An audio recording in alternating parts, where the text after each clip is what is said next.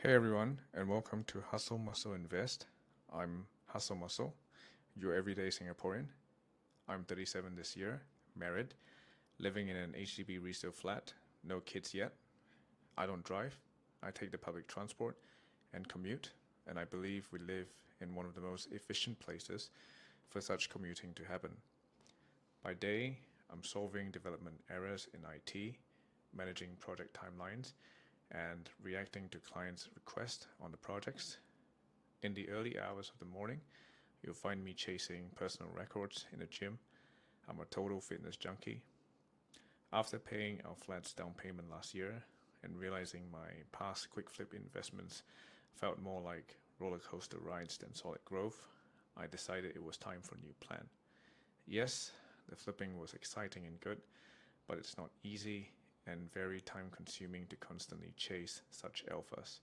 Also, not every day will be a good day. So here's the deal. I don't think I will ever want to join a race to upgrade to a condo or land it. To the folks out there that are doing this, there's nothing wrong with that. I just think that there are many ways to play this game of life. Like how I plan and structure my workouts, I've committed to socking away 1,500 Sing dollars every month, that's $18,000 a year, straight into a dedicated investment portfolio. And I'm taking you behind the scenes on exactly how I balance disciplined allocations with side hustles to make it happen.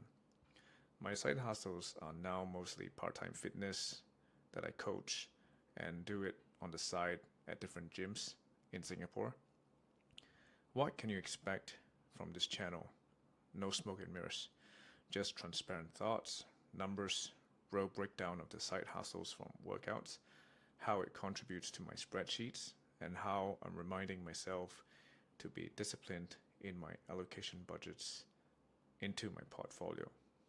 Without further ado, let me bring you through the portfolio that I've incepted since 23rd December 2024 and my allocation progresses thus far. Just putting a disclaimer out there that this is not financial advice and is for my own personal tracking journey only.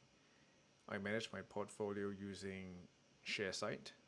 In here, you can see how the holdings are arranged between Singapore stocks and US stocks.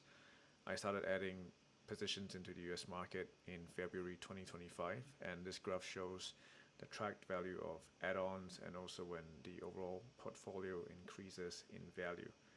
I like how it gives an overall that's easy to see your returns broken down into capital gains and dividend gains together with currency related inclusions as well. This portfolio was incepted on 23rd December 2024 and for VOO this is my only US investment as I feel that it being an ETF that tracks the S&P 500 will give me the growth element I'm looking at already. Although not as crazy as individual stock picks that can give a five-bagger returns, a 6 to 10% per year for VOO on a returns basis is enough for me. I'm using this to hold for long term. This is not for dividends, and you can also see my average purchase prices from here. All right. And for SG stocks, the main goal is really dividends building. For example, Keppel, you can easily see the average price bought in at, the current performance of it right now, and the dividend cycle of when the dividend was paid out, indicated by the dollar sign over there. All right, my goal for the Singapore portfolio is to build a dividend machine in time to come. My horizon for both portfolios is a time frame of 20 years or more. And for the growth element or more aggressive one, obviously it would be the US VOO that you've seen down there. I've extracted the trades report breakdown so that you guys can see the deeper details of the trades. These are for VOO. They've grouped it according to the exchanges that the stocks are bought from. So for VOO, I've bought more during April when the market sort of crashed because of the tariffs Independence Day nightmare. And for the Singapore Stock Exchange, relatively I've been quite consistent in adding when I can to things that I want to in the portfolio.